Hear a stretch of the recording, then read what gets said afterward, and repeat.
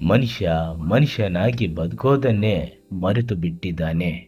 ಇಂತಹ ವಾಸ್ತವ ಈ ಸಮಾಜದೊಳಗೆ ಕೆಲವರು ಒಳ್ಳೆತನದ ಮುಖವಾಡ ಧರಿಸಿಕೊಂಡು ದೇವರಾಗಲು ಹೊರಟಿದ್ದಾರೆ.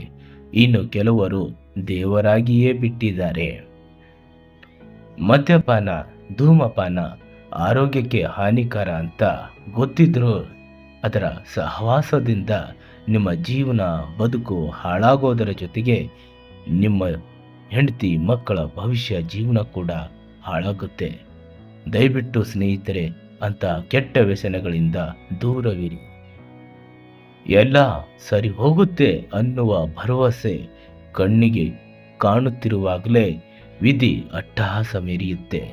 ಮನುಷ್ಯ ಪ್ರಯತ್ನ ಮೀರಿ ಪ್ರಯತ್ನ ಪಟ್ಟರೂ ಕೆಲವೊಂದು ಸಾರಿ ಏನು ಪ್ರಯೋಜನ ಆಗದು. ಹಣೆಬರಹ ಅಳಿಸಿ ಹೋಗುವ ಸಂದರ್ಭ ಬಂದಾಗ ಜೀವನದ ಅರ್ಧ ಆಯಸ್ಸು ಓದೋದ್ರಲ್ಲಿಯೇ, ಪರೀಕ್ಷೆ ಕೊಡೋದರಲ್ಲಿಯೇ ಮುಗಿದು ಹೋಯಿತು. ಆದರೂ ಇನ್ನು ಜೀವನ ರೂಪುಗೊಂಡಿಲ್ಲ ಅಂದ ಮೇಲೆ ಅರ್ಥ ಮಾಡ್ಕೋಬೇಕು ನಮ್ಮ ದೇಶದ ಯುವ ಜನತೆಯ ಸ್ಥಿತಿ ಎಷ್ಟೊಂದು ಹದಗೆಟ್ಟಿದೆ ಅಂತ. ಡಿಗ್ರಿ ಹಿಡಿದು ಬುಗುರಿ ಥರ ತಿರುಗೋ ಹಾಗೆ ಬದುಕು ಆಗಿ ಹೋಗಿದೆ. ಆದರೆ ಇಂದು ಸರ್ಕಾರಿ ಕೆಲಸ ಅಂತೂ ಸಿಗಲ್ಲ ಅನ್ನೋ ಖಾತ್ರಿ ಆಗಿದ್ದ ಮೇಲೆ ಕೂಲಿ ಕೆಲಸ ಮಾಡೋದೊಂದೇ ಉತ್ತಮ ಅನಿಸುತ್ತಿದೆ ಸ್ನೇಹಿತರೆ. ಜವಾಬ್ದಾರಿಗಳು ಹಾಗೂ ದಿನ ಬಳಕೆಯ ವಸ್ತುಗಳ ಬೆಲೆಗಳು ದಿನೇ ದಿನೇ ಹೆಚ್ಚಾಗ್ತಾನೆ ಇವೆ.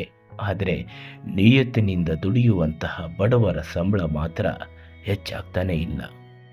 ಕಾಲಿಗೆ ಧರಿಸುವ ಚಪ್ಪಲಿ ಖರೀದಿಸುವಾಗ ನಾನಾ ಅಂಗಡಿಗಳನ್ನು ಸುತ್ತಾಡ್ತೀವಿ, 10 ಬಗೆಯ ಚಪ್ಪಲಿಗಳನ್ನು ನೋಡ್ತೀವಿ. ಆದರೆ ಚಪ್ಪಲಿಗಳನ್ನು ಇಷ್ಟಪಟ್ಟು ಖರೀದಿಸುವ ಹಾಗೆ ನಮ್ಮನ್ನು ಆಳುವ ನಾಯಕರ ಜಾತಿ ಧರ್ಮಕ್ಕಿಂತ ಅವರ ಯೋಗ್ಯತೆ ನೋಡಿ ಗೆಲ್ಲಿಸಬೇಕು ಅನ್ನುವಂತಹ ಮನಸ್ಥಿತಿ ನಮ್ಗಳಿಗೆ ಇಲ್ಲದೆ ಇರುವುದು ಕೂಡ ಇಂದಿನ ವಾಸ್ತವ ಸಮಾಜದ ದೊಡ್ಡ ದೊಡ್ಡ ಸಮಸ್ಯೆಗಳಿಗೆ ಕಾರಣ ಆಗಿದೆ ಅಂತ ಹೇಳೋದಕ್ಕೆ ಇಷ್ಟಪಡ್ತೀನಿ ಸ್ನೇಹಿತರೆ. ಏನಂತೀರಾ?